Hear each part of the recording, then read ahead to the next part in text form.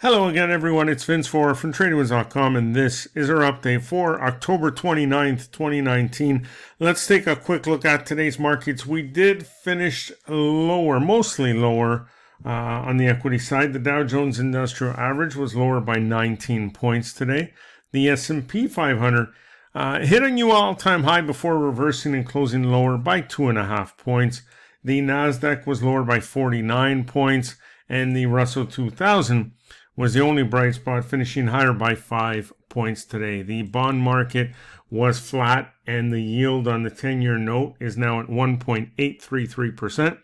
Crude oil pulling back slightly, just 38 cents on use of a rise in inventories, while gold finished lower by $4.80, despite another slight drop in the U.S. dollar.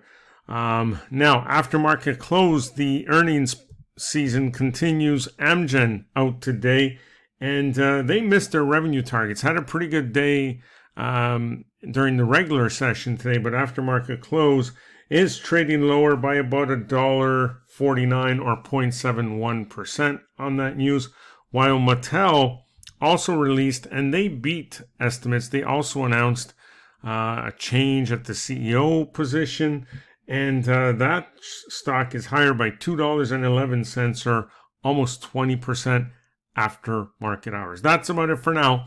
Enjoy the rest of your day, and we'll see you on our next update.